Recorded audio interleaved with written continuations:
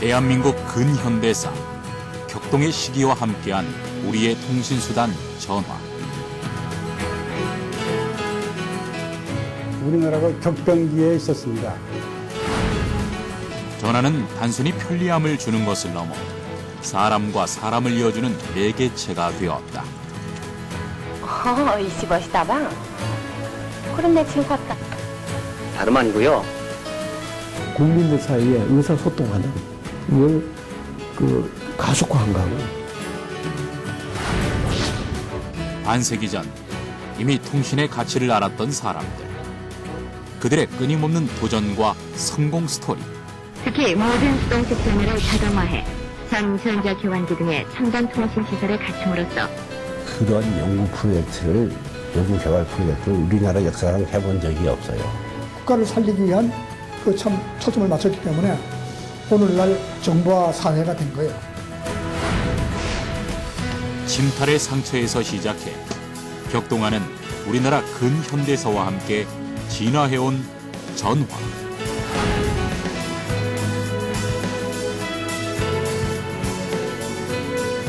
최첨단 정보와 사회가 된 현재까지 전화는 우리 삶에 어떤 변화를 가져왔을까?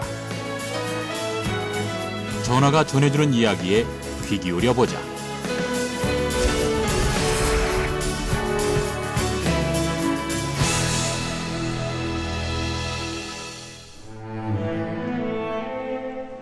조선 왕조의 법궁 경복궁. 궁궐 안에서도 가장 깊숙한 자리에 있는 권총궁은 우리 역사에 상처가 남아있는 곳이다. 조선 제26대 왕 고종의 왕비 명성황후의 거처로 이용되었던 이곳은 한국 근세사의 비극을 상징하는 장소가 되었다.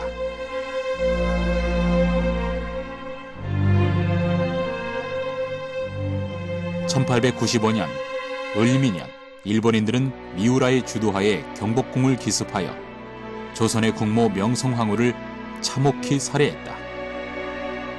시해된 지 2년 후 조선은 대한제국이 되었고 중전 민씨였던 왕비는 명성황후로 추존되며 국장으로 장례가 치러졌다.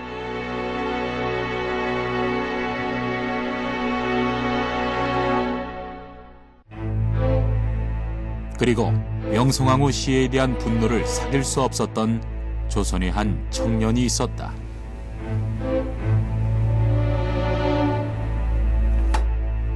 더러운 일본 놈들. 우리나라가 아무리 힘이 없기로서니 감히 국모를 시해해? 이게 다 힘없는 나라의 서름이지 어쩌겠나. 그래도 난 도저히 참을 수가 없네. 청년은 조선의 국모인 명성황후의 원수를 꼭 갚겠다고 다짐한다.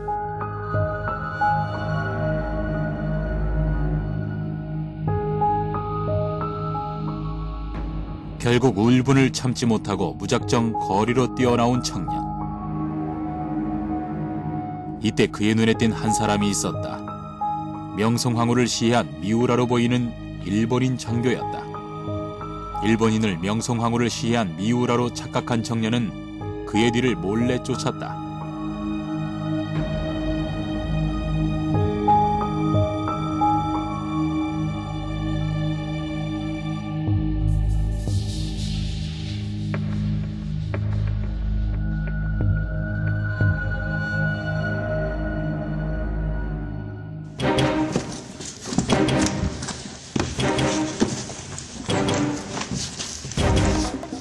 그리고 사회 전체에 팽배했던 반일 감정의 폭발과 명성황후 시해에 대한 안갚음으로 그를 살해하고 만다.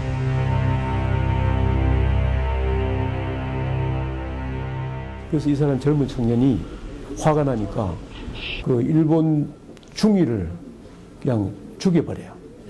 그 의분을 참지를 못하고. 그러니까 이 젊은 청년이 잡혀가지고 감옥에 갇히고 사형 온도를 받았어요. 일본인을 살해한 대가로 혹독했던 인천 형무소에서 옥살이를 하게 된 청년.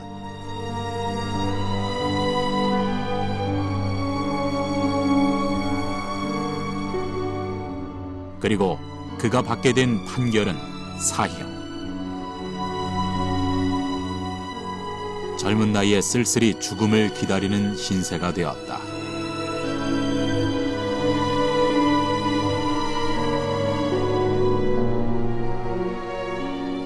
희망의 끈을 놓고 마음의 정리를 하고 있던 이때, 이 소식은 멀리 한성의 궁궐까지 전해지게 되었다.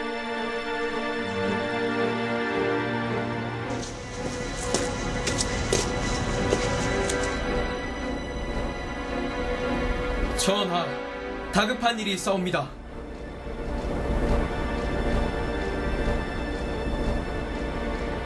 말해보거라. 지금 인천 감옥에서 한 청년이 사형 집행을 기다리고 있다 하옵니다. 죄를 지었다면 벌을 받는 것이 당연한 처사이거늘 그것이 그리도 다급하였더냐? 그 죄가 조선의 국모를 시해했다고 생각한 일본인을 살해한 것이라고 하옵니다. 뭐라? 어찌 이런 일이? 당장 그 청년의 처형을 중지토록 하라. 하오나, 지금 당장 출발한다 하여도 인천에 당도하였을 때쯤엔 이미 형이 집행된 후일 것입니다.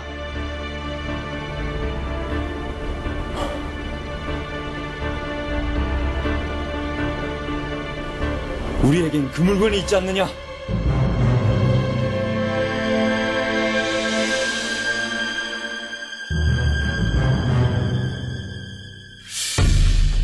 한시가 급한 상황. 고종에게 떠오른 것은 전어통, 우리나라 최초의 전화였다.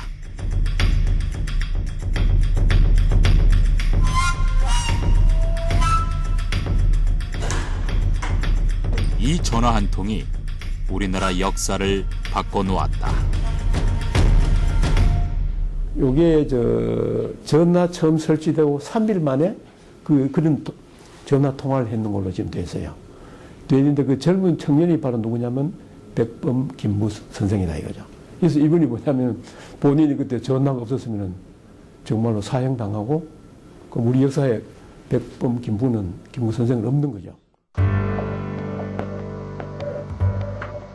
평소 고종의 마음을 사로잡았던 서양 문물인 전하가 사형 집행 3일 전 궁중과 인천 간에 개통되었다는 사실을 떠올리고 직접 전화를 해 김구 선생의 사형을 막은 것이다.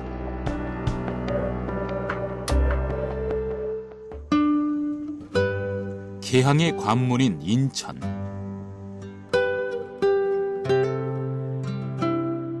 이곳은 일찍부터 서구 문물이 들어온 곳이다.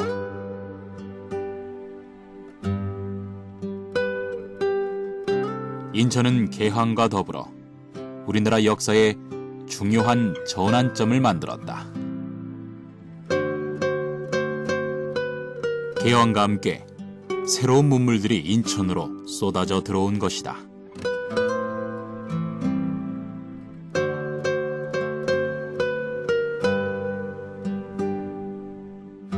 서양의 앞선 기술 문물들을 많이 받아들였는데 그중 하나가 전신이었다.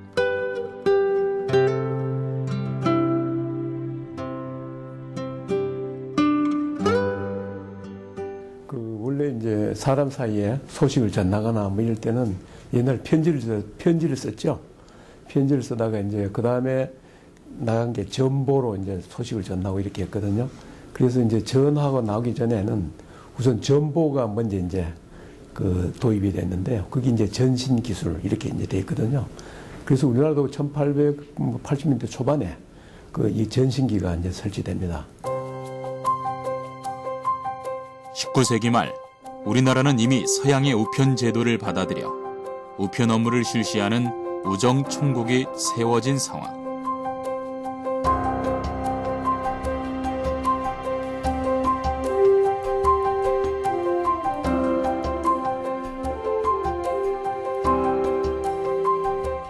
그 후 전기가 소개되면서 궁궐에도 전등이 설치되었다.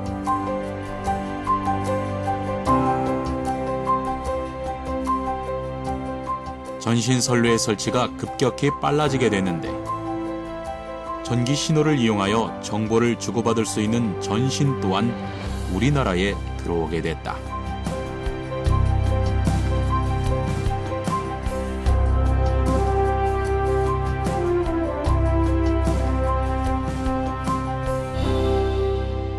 전기줄 하나 하고 다음은 땅을 해서 서로 연결을 했어요. 그래서 그때 하는 거는 이제 말은 전혀 못하고 그걸 이제 장단으로, 그래서 그 일본 사람은 띠띠똔똔 그러고 미국 사람은 디다디다 그래요. 최초로 전신기를 개발한 사람은 미국의 발명가 사무엘 모스. 전신 기술자였던 모스는 전신의 상용화에 크게 이바지했다. 신호음의 장단을 이용해 문자를 전송하는 모스 부호를 만든 것.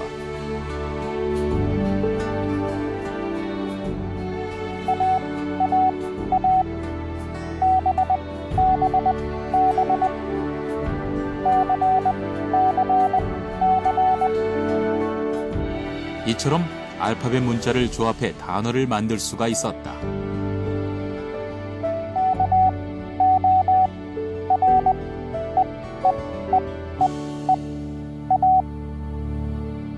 이거는 이제 신호를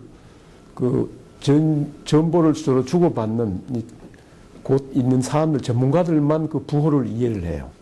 이해를 해가지고 그걸 한글로 옮겨 적어가지고 옮겨 적은 내용을 이제 정보 수신자한테 갖다 주는 거예요. 그러면 어디 서울에 하고 이제 지방에 있는 사람 서로 이제 소식 전할 때, 누가 갑자기 돌아가셨다. 이런 내용을 그거다가 정보로 보내면은 이제 쪽 지방에서 그걸 수신을 해가지고 그 전신소에서 그걸 한글로 적어가지고 수신자한테 갖다 주는 거죠. 그러나 전신은 그 언어가 매우 어려웠기 때문에 전신을 사용할 수 있는 사람은 우리나라에 많지 않았고 전신은 널리 쓰일 수가 없었다.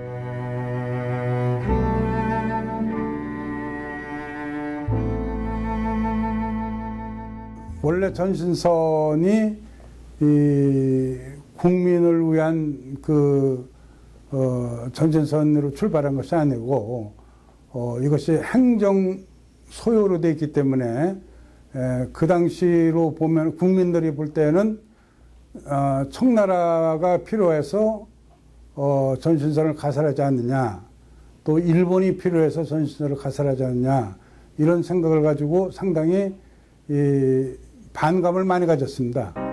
한국 최초의 전기통신선은 인천을 기점으로 서울, 평양을 거쳐 의주에 설치된 서로전선, 그리고 전주와 대구를 거쳐 부산까지 이어지는 남로전선이 있었다. 이 계획의 뒤에는 청나라가 있었다. 덴마크의 기술자, 아마 덴마크 이름으로는 헨리 여센이라는 이름이 있는데, 우리나라 말로는 그 사람이 와서 미룬사라고 했어요. 그 사람이 맨 처음에 우리나라 이제 기술자로 청나라의 적으로 가지고 기술자를 가지면서 입국을 했습니다. 그 사람이 입국할 당시에 청나라에서는 벌써 기술자를 150여 명 같이 보냈어요. 보내고 시설 장비를 다 보냈습니다. 그래서 이제 일단은 이제 한성하고 정울파하고 이제 라인을 깔게 됐죠. 청의 개혁 정치가 리홍장은 일찍이 양무 개혁을 통해 서양식 군대와 기술을 도입했다.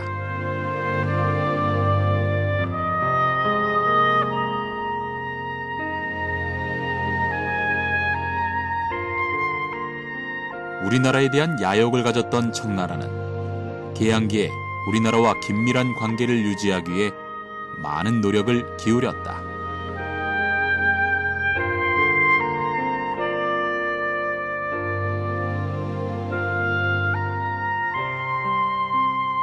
이 같은 혼란의 시기에 우리나라는 자주권을 지키기 위한 노력들을 끊임없이 이어나갔다.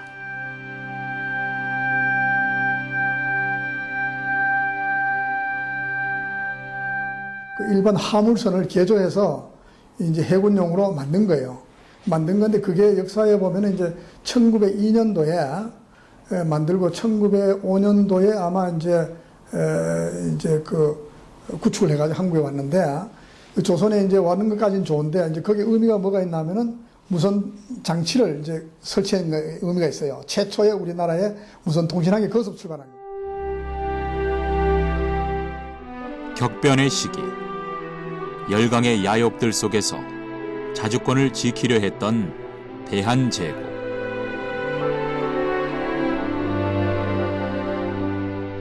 바로 이 시기에 또 다른 놀라운 물건이 소개되었는데 바로 전화였다.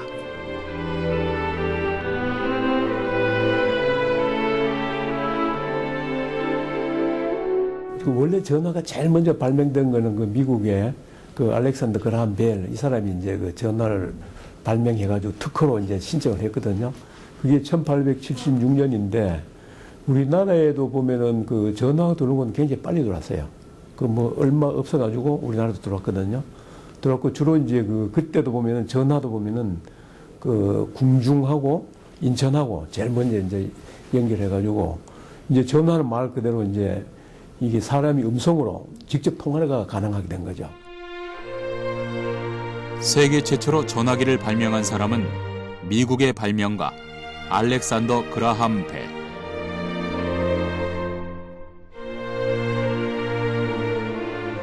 전기를 통해 소리를 전달하는 원리를 이용해 음성을 전달하는 기구를 만든 것인데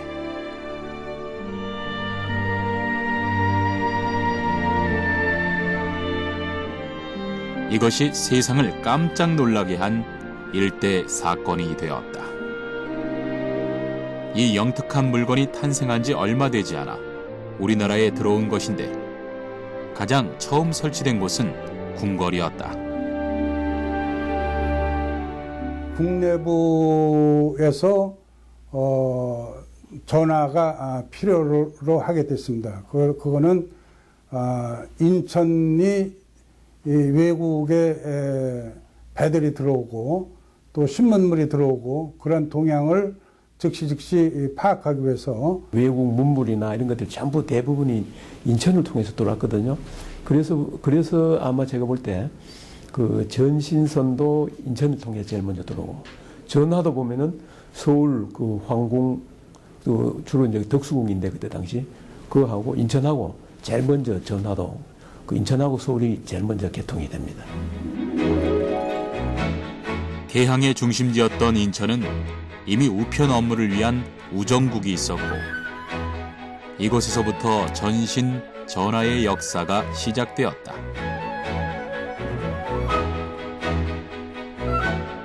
이곳을 통해 인천과 고종에 있는 경운궁을 연결한 것이다.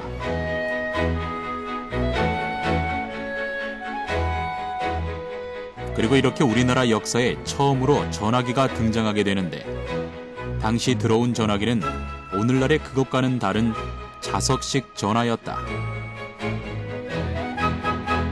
전화기 안에 발전기 같은 게 있었어요. 그리고 이거를 이렇게 돌리면은 그게 이제 교환원한테 그 벨을 울려줘요. 전류가 흐르면 이제 신호가 가잖아요. 그래서 이제 오퍼레이터 교환양한테 이제 신호를 주면은 교환이 그 신호를 받아서 이제 제3자한테 연결해 주는 거예요. 전화기를 작동시키기 위해서는 당연히 전기가 필요했는데 당시에는 전기를 아무 곳에서나 얻을 수 없었다. 그래서 전화기 자체적으로 전기를 발생시키는 장치가 필요했는데 이 당시 전화기는 오른쪽 손잡이를 돌리면 자석이 움직이면서 전기를 발생시키는 원리를 사용했다.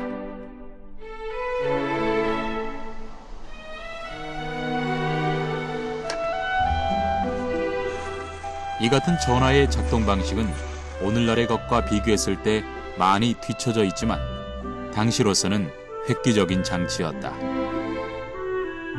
지금과 달리 번거로운 과정이 수반됐던 초기 전화기.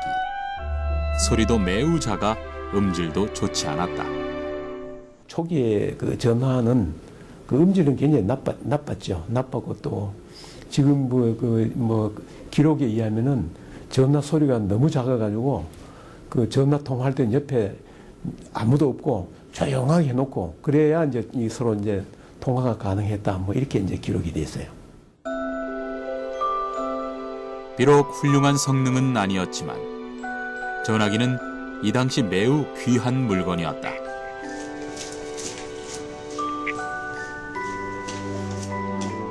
전화가 처음 나왔을 때에는 전화를 걸고 받는 방법도 따로 있었다.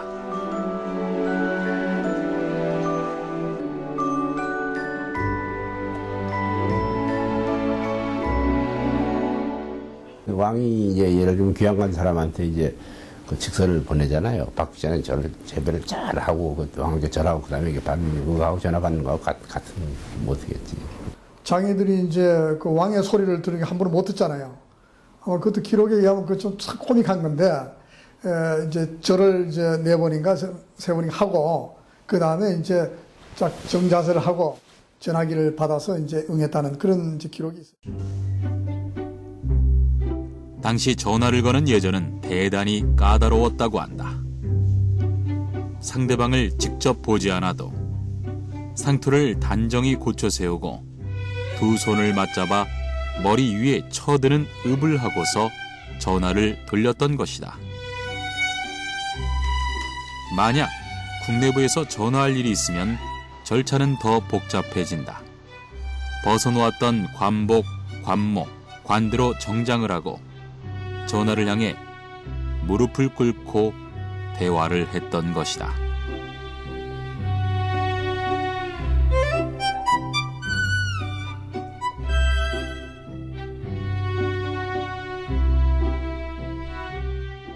당시에는 전화가입자가 80가입자밖에 없었고 상당히 희귀했었고 98년에 이제 설치됐다고 그러는데 그 보면 뭐 처음에 보면 뭐 한 9대 정도 전화가 연결됐다고 뭐 이렇게 지금 돼 있어요. 당시 전화는 희소 가치가 높은 물건으로 보급된 전화기도 몇 대 없을 정도로 특별한 사람들만 쓰고 있었다.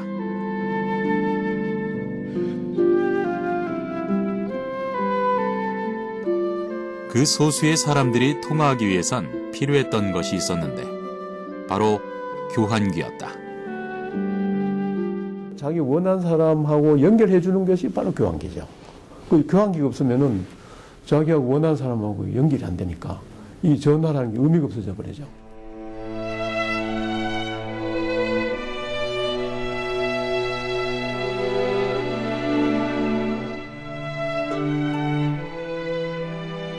교환기는 전화와 전화를 연결시켜주는 장치로 전선 또는 케이블을 이용했다.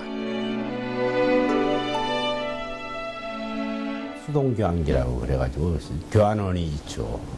교환원이 있어가지고 이제 이 교환원 앞에 이제 구멍들이 전화번호마다 구멍들이 있어가지고 누가 전화하면 그 사람 전화 줄을 들어가지고 누구 연결하라는 걸 손으로 꽂아주는 거예요. 교환기에 있는 각 구멍은 각각의 전화기 또는 사용자와 연결되어 구멍을 통해 전선을 연결시켜주면 서로 통화가 가능했다.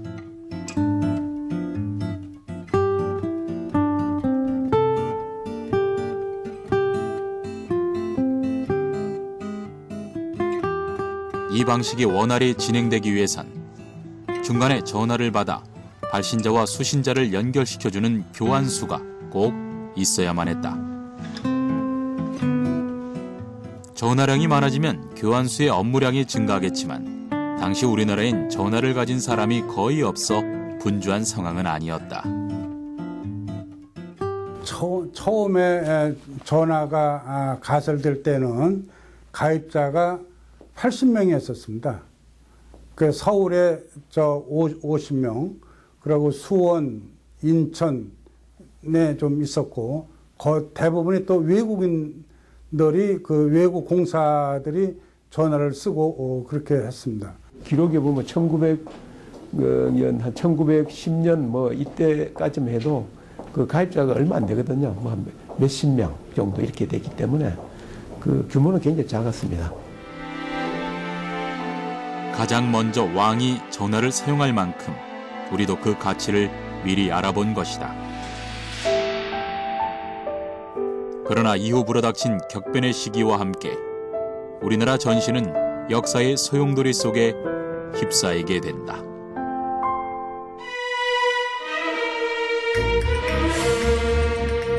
우리나라에 대한 지배권을 둘러싸고 벌어진 청일 전쟁에서 승리한 일본은 러일 전쟁에서도 연이어 승리하며 동아시아 패권을 장악하게 된다.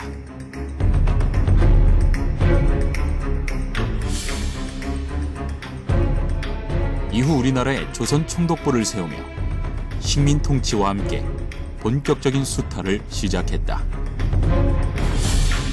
러시아하고 일본 전쟁이 일어났을 때 일본이 이겼지 않습니까? 그 일본이 그때부터는 우리 한국은 완전히 그냥 무너진 거예요. 무너져서 이 새들은 자기네들이 통신 시설을 했지만은 우리하고 전혀 관계가 없는 꼴이 된 거예요. 일본은 현재 서울중앙우체국의 전신인 경성우체국을 세우고 우리나라의 우편 통신 업무까지 손에 넣었다.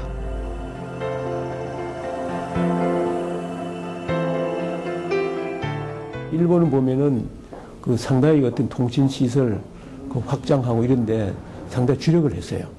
주력을 했고 또 실제 그걸 가지고 또 그 우리나라가 점령을 강화하는데 많이 사용을 했고 그래서 이제 시설은 좀 늘어났지만도 그 기록에 보면은 그 우리나라 사람들은 별로 못 쓰고 주로 이제 일본 사람들이 우리나라에 체제하는 일본 사람들 위주로 이제 거기 많이 사용된 걸로 그렇게 지금 되어 있습니다. 당시 일본은 우리 민족을 강제 노역에 동원해 철도 등의 대규모 공사를 실시했는데 전신 선로를 세우는 일도 그중 하나였다.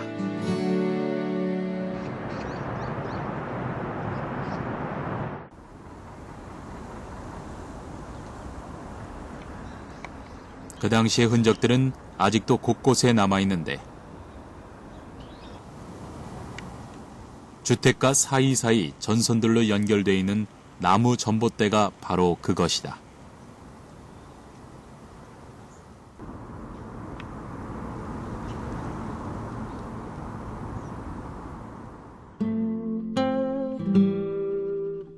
이 같은 나무 전봇대는 당시 거리 곳곳에서 흔하게 볼 수 있었다.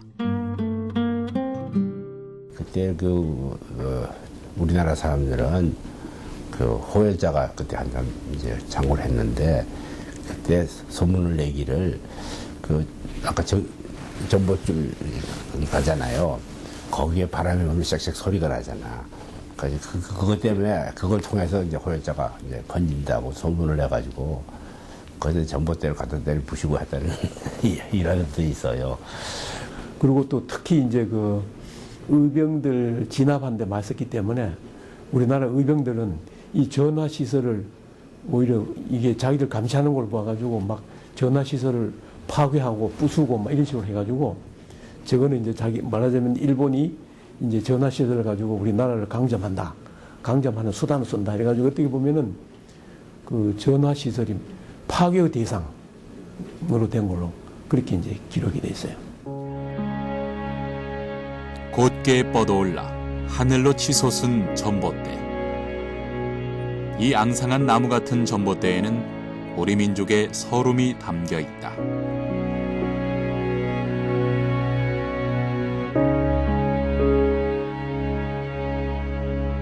그러나 상처와 순환의 역사 속에서도 통신의 발달은 끊임없이 계속되고 있었다. 홍정식은 이거는 이제 끌어놨을 때도 전류를 연결해놔야 돼요. 그러면 이제 항상 이제 딱 전화기를 뜨면 전류가 흐른다고 봐야 돼요. 배터리가 그 여럿이 같이 쓴다고. 배터리가 이제 전화 교환하는 옆에 이제 배터리가 있어가지고 그 전원을 그 배터리를 통해서 공급을 받는. 전기가 알아서 공급되는 공전식 전화기는 곧 전화 기반 시설의 발전을 의미했다. 전화기의 숫자도 늘면서 통화량도 증가하게 됐다. 이에 따라 교환기의 역할이 더 커졌지만 여기에도 한계는 있었다. 교환수가 중간에 해줘가지고 한 사람이서 이 교환해줄 수 있는 숫자가 한 수백 명밖에 안 돼요. 이게. 그리고 사람 숫자가 작을 때는 이게 되는데 이게 뭐 요새처럼 뭐 몇백만 명 이래 되놓으면 사람이 이걸 앉아가지고 핸들링 해줄 수가 없죠. 처리해줄 수가 없잖아요.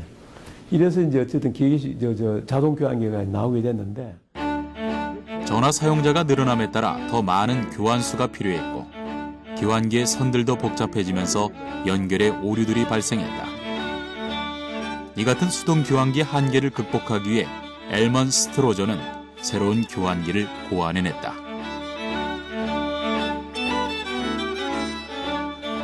스트로저 자동 교환기는 교환해주는 사람이 필요하지 않는 대신 전화 연결을 원하는 상대방을 숫자로 입력해야 했다. 바로 여기에서 전화번호라는 것이 생겨나게 된 것이다.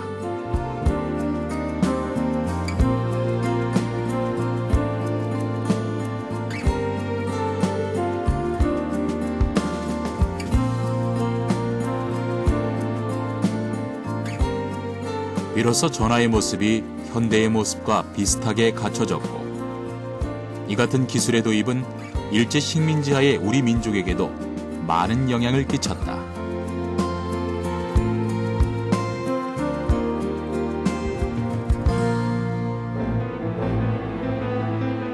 자유의 만세를 부른 광복의 기쁨도 잠시.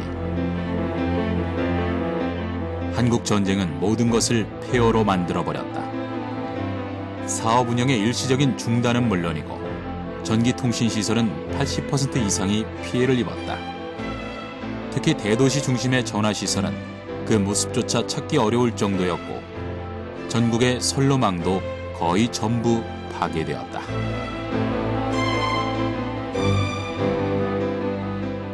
한국전쟁이 일어나고 나서 우리나라 전신전화 시설들이 한 80%가 파괴가 됐습니다.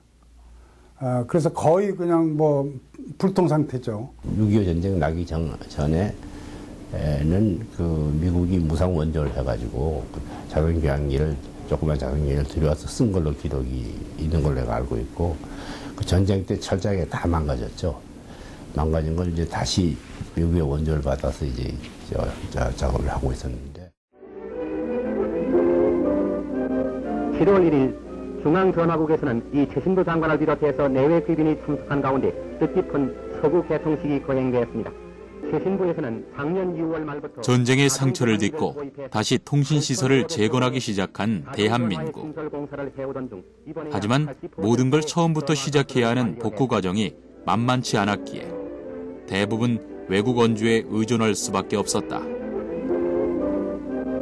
1950년대는 주로 외국 원조를 받아가지고 이제 시설 복구하고 뭐 이렇게 하고 이제 그때는 이제 미군정이 이제 또 미군들이 이제 있었기 때문에 미군들은 또 자기 통신용을 또 군 통신용을 써야 되잖아요. 이래서 이제 미국에서는 특별히 또 통신시설 그 설치하는 예산을 원조 자금 놓고 해가지고 시설 보강하고 또 미군들이 본국 그 부모들하고 통화도 해야 되기 때문에 그 시설을 좀 복구하고 이러면서 어떻게 보면은 그 어떤 그런 측면에서 조금 시설이 보강된 형태로 60년대 초까지 오게 된 거죠. 열악한 통신시설 등으로 인해 사실상 전화는 일상에서 쉽게 접할 수 있는 것이 아니었다. 장편입니다. 네네. 그럼 내 지금 곧 갈게. 네. 다름 아니고요. 당시의 소설과 영화들을 통해 전화에 대한 사람들의 동경과 낭만 등을 엿볼 수 있지만 여전히 희귀한 물건이었다.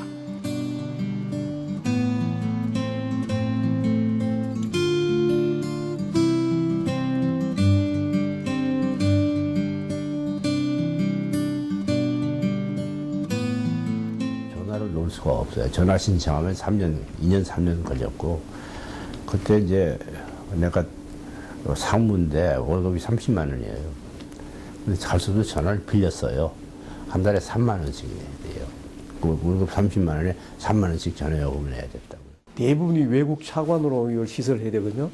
그럼 굉장히 비싼데 우리나라 뭐 달러 놓고 하니까 또 차관을 함부로 주지도 않아요. 그러니까 시설은 제한되기 때문에 그 함부로 공급을 못 하는데 또 전화를 가지려는 사람은 너무 많고 하니까 이 전화 한 대 값이 굉장히 비싸게 있던 거예요. 다행히 공중전화가 있어 사람들의 수요를 충당했지만 이마저도 부족해 전화기 앞에는 항상 차례를 기다리는 사람들의 줄이 끊이지 않았다. 그런 당대의 현실에서 나타난 신풍속도가 있으니 다름 아닌 다방전화다. 옛날에 뭐 다방이 어떻게 보면 그 동네나 그 지역에 그 말하자면은 소식을 전하는 아주 중요한 자리입니다. 중요한 자리고 또 초기에는 뭐 전화가 집에 놓기가 굉장히 비싸거든요. 비싼데 다방은 반드시 전화가 있어야 돼요. 있기 때문에 이제 자기가 이제 전화 없는 사람은 다방 전화번호를 그 자기 명함에다 적어놓고 그럼 이 사람은 하루 종일 그 다방에 앉아 있으면서 자기한테 온 전화를 이제 받는 거죠. 전화가 갖춰진 다방은 전화를 사용하기에 편리한 곳이어서 전화를 걸거나 받기 위해 다방을 많이 찾았다. 그렇기 때문에 다방은 전화가 부족했던 50년대 사람들에게 중요한 장소가 되어주었다.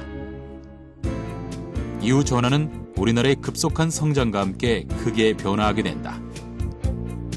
1960, 70년대에 접어들면서 한강의 기적을 따라 전화 수요도 늘기 시작했다. 이에 통신시설이 확장되면서 상대와 통화가 됐을 때만 요금을 물리는 전화도수제란 제도가 도입됐다.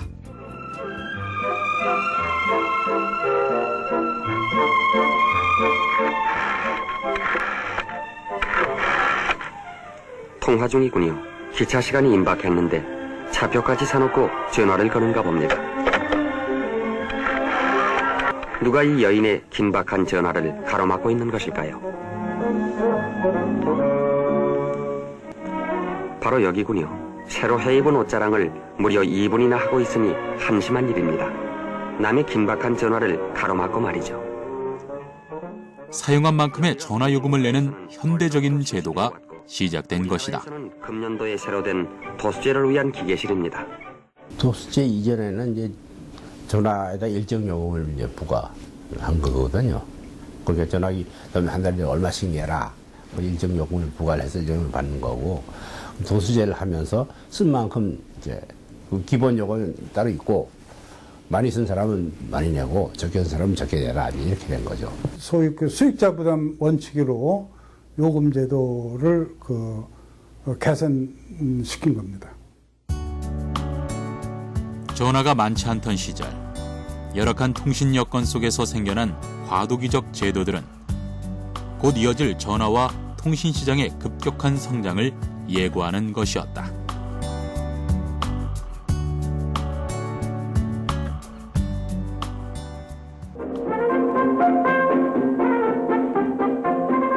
재근과 전진의 우렁찬 발자국 소리와 함께 이번에 제6국으로서 서울시내 영등포에 EMT 자동전화가 신설되었습니다.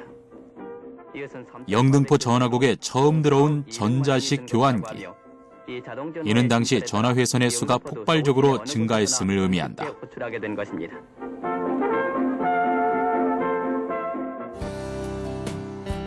아직 통신기술이 부족하던 시절, 독일로부터 시험적으로 들여온 EMD 교환기는 기존의 기계식 교환기의 한계점을 완전히 극복했다. 당시 급격히 증가하기 시작한 전화 가입자들을 감당하기 위해선 반드시 필요한 조치였다. 이는 앞으로 펼쳐질 통신의 시대를 예고하는 단계였다.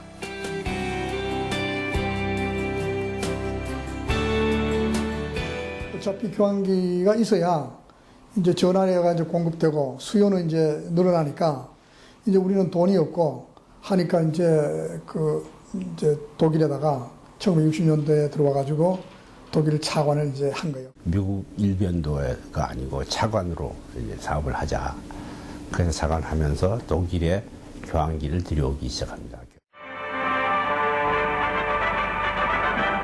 조달청에서는 국내 통신망의 확장을 위한 약 3,500만 마르크의 서부독일 차관이 김원희 조달청장과 서부독일 대표 트라우트만 씨에 의해서 서명됐습니다. 이번 차관은 통신용 자재와 기술 용역의 도입을 위한 것으로 자동전화 교환시설과 장거리 직통전화시설, 그리고 케이블 등이 더 많은 사람들에게 전화를 공급하기 위해 대규모의 차관을 들여오게 된다. 교환 시설은 부산 4국에 1960년대 들어오면서 경제개발 5개년 계획이 이제 62년부터가 시작됐잖아요. 그래가지고 5년 단위로 일을 하다 보니까 우리나라 이제 경제 수준이 좀 급속히 올라가니까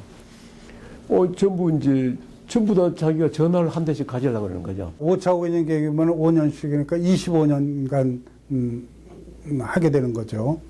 그렇게 하더라도 그 통신 수요가 상당히 매년 폭증을 해가지고 공급이 따라가지 못했습니다.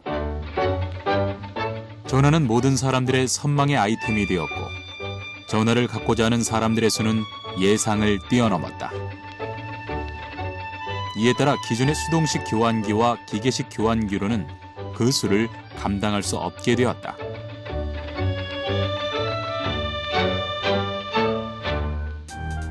(50년대) 중반 4만 5천 개의 회선이 60년대에 2배로 늘더니 69년도엔 50만을 넘어서며 15년간 12배 가까이 성장했다.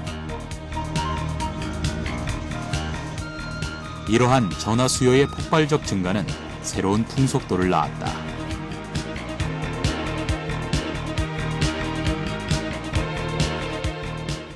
백색 전화는 이제 사업자가 전화번호를 이제 따서 그걸 이제 사용자에 파는 거예요. 가입자에 파니까 사용자는 그 가지고 또 이제 전화를 다른 데도 팔 수 있잖아요. 그러니까 이제 뭐냐면은 사업이 되는 거예요. 전화 가입원부의 색깔에서 유래된 청색 전화와 백색 전화.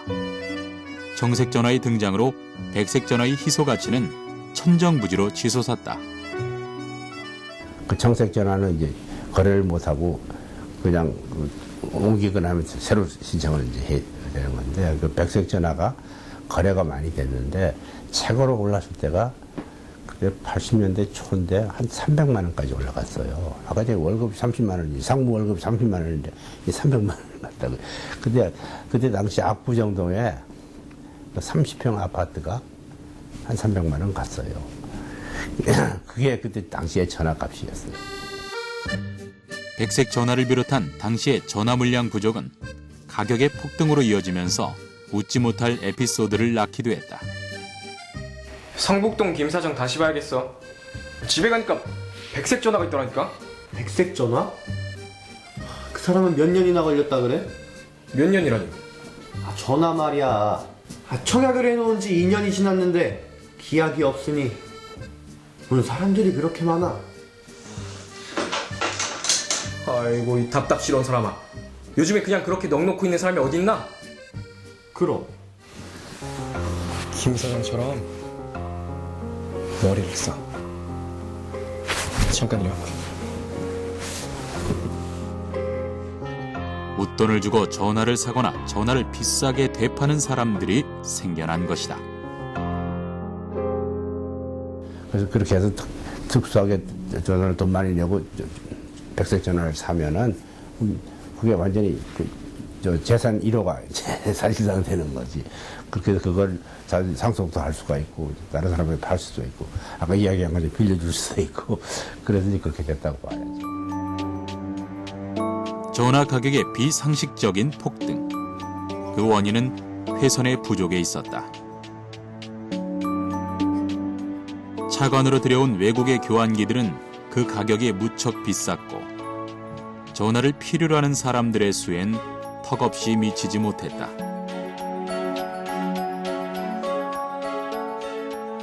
충분한 회선이 공급되지 못한 탓에 전화가 사치품이 되고 만 것이다.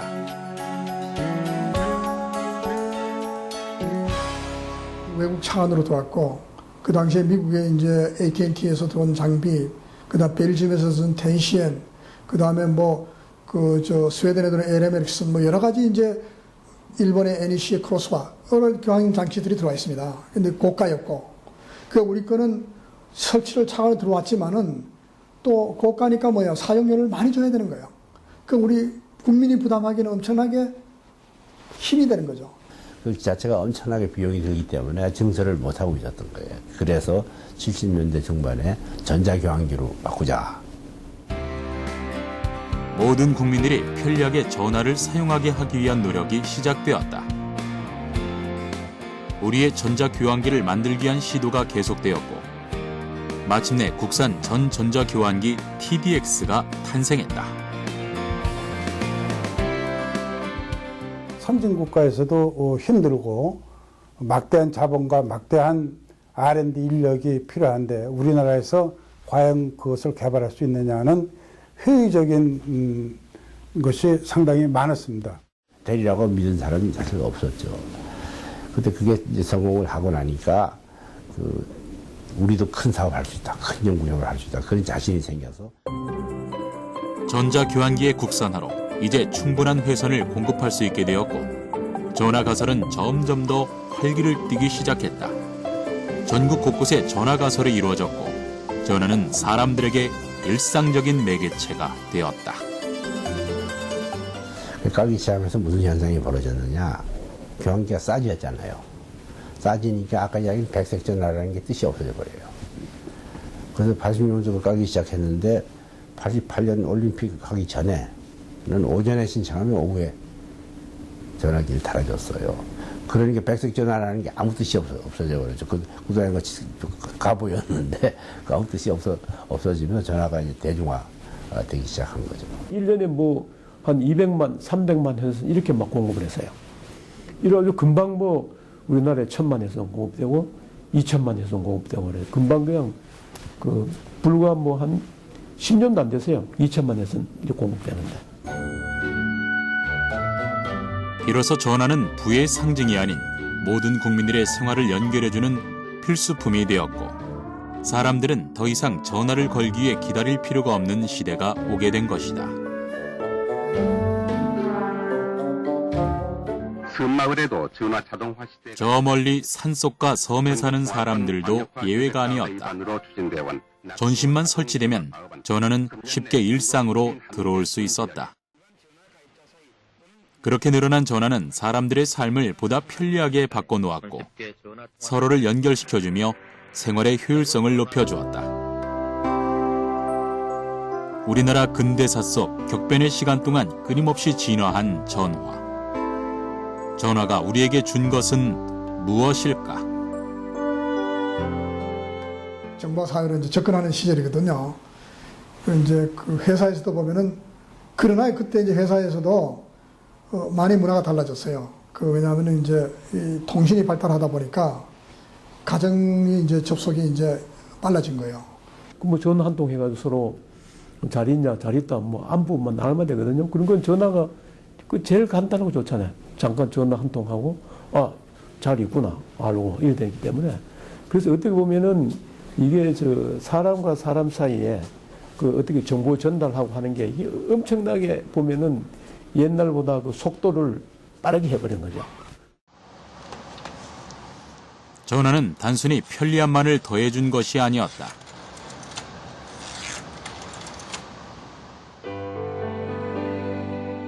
격변의 시대마다 통신의 가치를 일깨워준 것이다.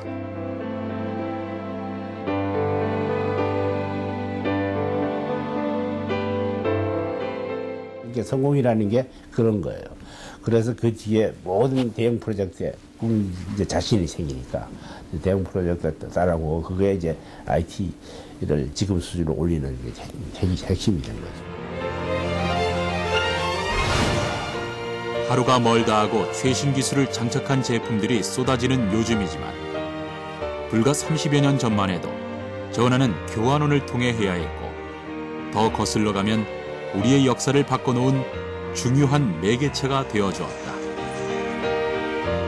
아픔의 시기에서 최첨단 정보화 사회인 현재까지 집안에 전화 한 대 놓기 어려운 시절부터 생활 필수품이 되기까지 격동의 시기마다 사람과 사람을 이어주었던 전화.